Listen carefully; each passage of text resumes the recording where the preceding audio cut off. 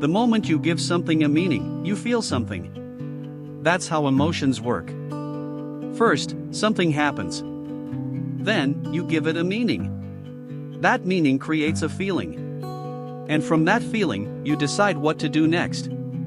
Let me explain. When I was a little boy, my father got very upset one day.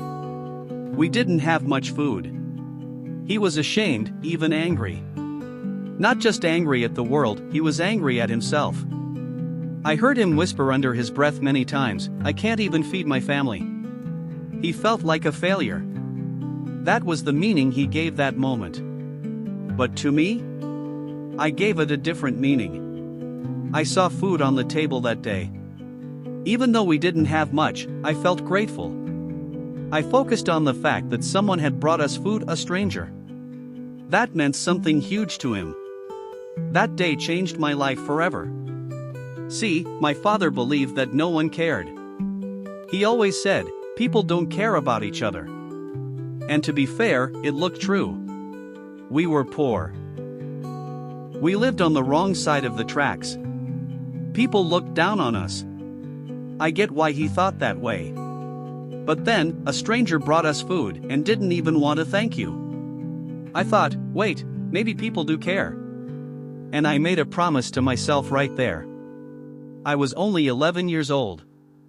I said, one day, I'll help other families the same way someone helped us.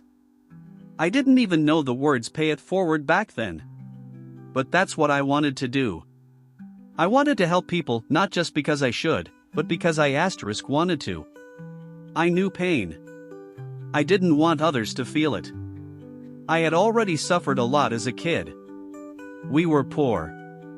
But more than money, it was the fighting. My mom and dad, and the stepdads that came after, they fought a lot. I had 4 different fathers growing up. 4. My mom was a beautiful person deep down.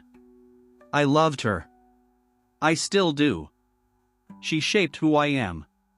But when she mixed alcohol and pills, she changed. She became angry. Violent. I was just a small boy, 5 feet 1 inch in high school. And sometimes, she'd grab me by the hair and slam my head against the wall. I'd bleed. Sometimes she thought I was lying, even when I wasn't.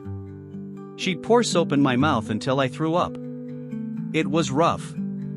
And it would have been easy to stay angry, to stay broken. But if my mom had always been the mom I wanted, maybe I wouldn't be the man I am today. Because of those hard times, I had to learn how to understand people. I had to manage her emotions, so I wouldn't get hurt. That taught me a skill, how to understand pain. How to help people through it. That was the start of my journey. When I was 17, I worked all kinds of jobs just to help my family survive. I even worked as a janitor. I did anything to make a little money. One day, the man I worked for took me to lunch. He told me, "You're the hardest working kid I've ever had." That meant a lot to me.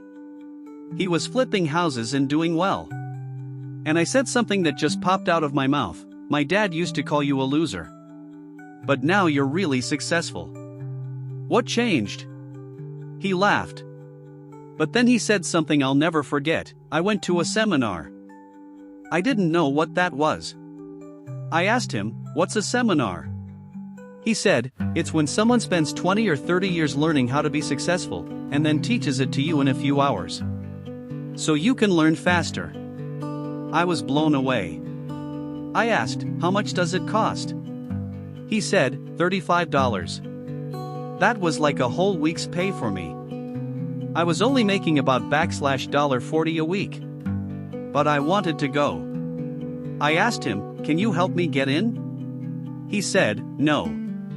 I was confused. He had the money. But he told me something important: if you don't pay for it yourself, you won't value it. He was right. So I paid for it. And that decision, one of the hardest financial decisions of my life at the time, changed everything. That seminar was run by a man named Jim Rohn. And eventually, I ended up working for him. I became a speaker. I started teaching others what I had learned. I was only 17, but I was hungry to learn, hungry to grow, hungry to help. Jim taught me powerful things. He said, if you want things to change, you have to change. If you want things to get better, you have to get better. Take 100% responsibility. That hit me hard. I remember asking him something one day. I said, Jim, I've had 4 different fathers. All good men. But we were always broke. Why? Why is a schoolteacher making $35,000 a year while some investor is making $1 billion? It felt unfair. Jim looked me in the eyes and said, Tony, we are all equal as souls. But we are not equal in the marketplace. That line changed my life. He said, the teacher is not paid based on how kind they are. They're paid based on what the market values. The investor you mentioned made $30 billion for other people. So he got $1 billion. Then he explained something even deeper. He said, you want to earn more? Add more value. Do more for people than anyone else in your field. Find a way to help more people, solve bigger problems. That's the secret. That stayed with me forever. He even gave the example of McDonald's. You get minimum wage there because it's easy to do the job. They'll train you in an hour. It's not supposed to be your forever job. It's a starting point. You want to grow? You've got to offer more value. And that was the spark for me. After that, I started studying human behavior. I studied patterns in money, in health, in relationships, in success. I found out that everything follows a pattern. Once you know the pattern, you can change the result. I got into something called neuro-linguistic programming, NLP. It's how your words, your voice, your body, how all of that affects your emotions and your brain. If someone's sad, you can tell. Their body is down. Shoulders low. Head down. Voice quiet and slow. But what happens if they stand tall? Speak louder? Breathe deeply? Their entire body chemistry changes. So I started helping people break through fear, depression, anxiety fast. There was a woman with a snake phobia for 7 years. I helped her in 20 minutes, live on stage. I put the snake around her neck. She laughed and cried at the same time. That moment made people believe. I started helping athletes. Then Olympic champions. Then I worked with people like Nelson Mandela, Mother Teresa, Bill Clinton. The work kept growing. And later, I started my own companies. Now, I have over 100 companies that make billions of dollars each year. And I don't say that to brag. I say that to prove something: your past does not decide your future. What you do with your pain, that's what matters. Everything stacked. Everything mattered. The hunger I felt as a child made me want to feed others.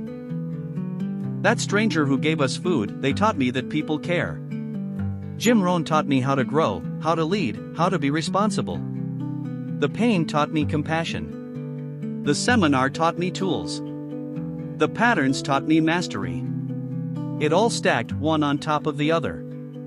That's why I work the way I do now. That's why I've helped feed more than 100 billion meals to people around the world. Would I be doing all this if I had been full and happy as a child? Maybe not. That's why I say, your biography, your story, is not your destiny.